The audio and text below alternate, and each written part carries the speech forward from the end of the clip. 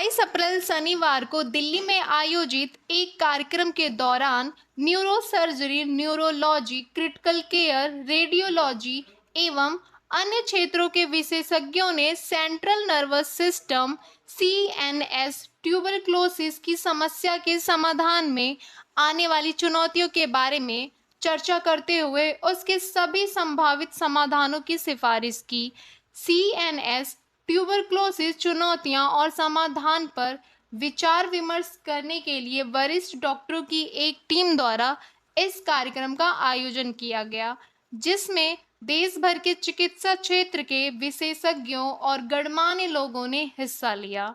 सम्मेलन में विशेषज्ञों ने कहा कि इनमें से कुछ मामले के हल के लिए उन्होंने एक क्लिनिकल स्कोरिंग सिस्टम तैयार की है, जो किसी भी डॉक्टर की देखरेख में अच्छी तरह से अपनाए जाने और आसानी से प्रयोग करने योग्य है। देखिए, टीबी जो है एक बहुत बड़ी प्रॉब्लम है इंडियन कंट्री में, आप सब जानते ही हैं इसके बारे में। तो ये जो प्रोग्राम था, इसमें बेसिकली हमने ये डिस्कस किया कि टीबी का इस समय एक्सटेंट ऑफ प्रॉब्लम कितना है, कितनी बड़ी समस्या है, और उसके बाद इस समस्या में जो हम शुरू में मरीज देखते हैं, अगर हम उसको सही टाइम पे पिकअप कर लें तो हम उसको बहुत आसानी से ट्रीट कर सकते हैं। लेकिन हमारे यहाँ प्रॉब्लम ये है कि हम उसको बहुत लेट जान पाते हैं, क्योंकि सिम्टम्स जो है हम बहुत अच्छे से जान नहीं पाते। तो इस पूरे प्रोग्राम का ये था कि जो अलग अलग एक्सपर्ट हैं वो अपनी राय दें कि क्या सिम्टम्स ऐसे हैं जिसकी वजह से हम उसको अच्छे से जल्दी पिकअप कर सकें। उसके बाद जब हमने टीबी के सिम्टम्स को पिकअप किया तो हम जब सीटी स्कैन या एमआरआई करते हैं। Rajesh Acharya, senior neuro surgeon, Gangaram hospital. पिछले 28 साल से इसमें कार्यरत हूँ। आज हम सीएनएस ट्यूबरक्लोसिस पर एक बहुत बड़ी गोष्ठी करने जा रहे हैं। इस गोष्ठी में इसके डायग्नोसिस में क्या चैलेंजेस हैं, इनको हम कैसे सॉल्व कर सकते हैं, इस पर विस्तार से चर्चा करी गई है।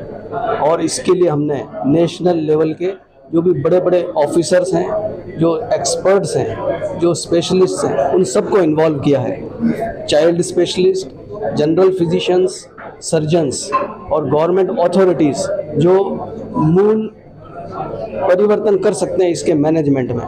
सबसे बड़ी बात यह है कि पल्मोनरी ट्यूबरक्लोसिस, फेफड़े की टीबी पर तो बहुत कार्य हुआ है, लेकिन ब्रेन की टीबी पर अभी भी बहुत सारी गुत्थियाँ हैं जो सुलझी नहीं है। सबसे बड़ी बात तो यह है कि इसका डायग्नोसिस बहुत देर से होता है। लोग फेफड़ों पे तो फोकस करते हैं, लेकिन ब्रेन की टीबी के लिए उनके दिमाग में बात आती ही नहीं है। मरीज हेडेक करता है, सिर दर्द के साथ कई बार 5 बार या 8 बार जब हॉस्पिटल पहुंच जाता है, तब 8वीं परामर्श के बाद कई बार डायग्नोसिस होता है। ऐसा इसलिए होता है कि सीटी स्कैन और एमआरआई की सुविधाएं और न्यूरो फिजिशियन बहुत कम है हिंदुस्तान में, और डायग्नोसिस होने के बाद तब तक इसका ट्रीटमेंट काफ़ी पेचीदा हो जाता है। और इस डिफ़िकल्टी की वजह से, हालांकि 1% लोगों में ही होती है ब्रेन की टीबी, लेकिन इसके परिणाम बड़े घातक होते हैं। मैं डॉक्टर कटोच हूँ, मैं मेडिकल डायरेक्टर हूँ से गंगाराम हॉस्पिटल का।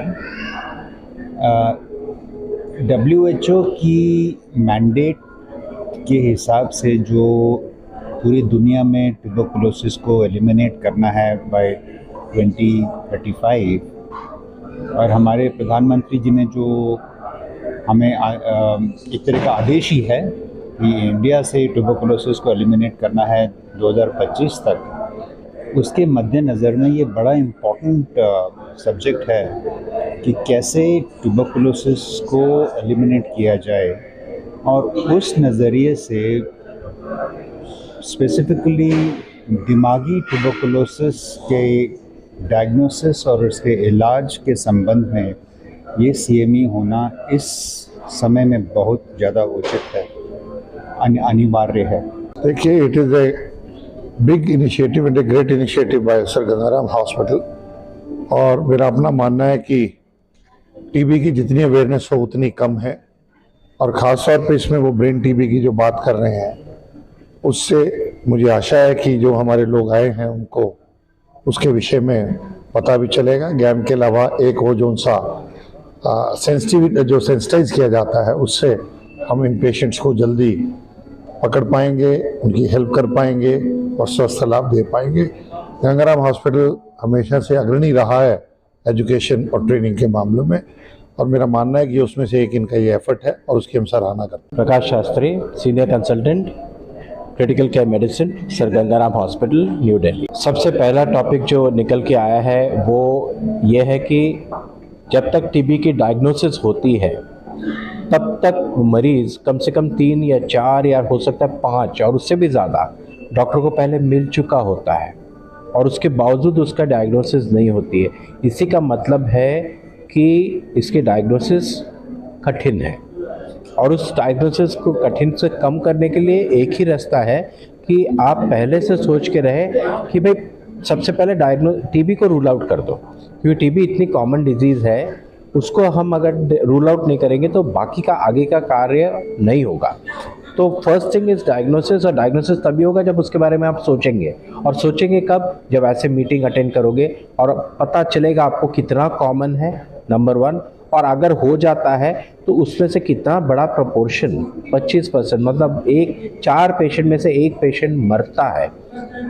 तो ये तो कोविड जैसी बात हो गई है। तो इसलिए ये सेंसिटाइजेशन होना बहुत ज़रूरी है कि जितने मरीज़ अगर अस्पताल में आते हैं और आपको थोड़ा भी संदेह होता है तो टीबी को अगर आप डायग्नोसिस नहीं भी करते हो तो कम से कम उसको रूल आउट तो करो।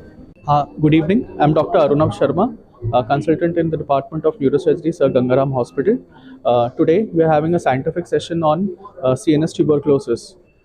As we all know, this is a disease which has been a menace for decades, and our country is still going through a period in which we are unable to tackle it in a proper way. Scientific sessions like this will not only help the future doctors but also the present ones to tackle in the to face the problems, the challenges faced by this illness, and also help us in bringing out new information and newer technologies which can be used, which can help us in controlling this illness.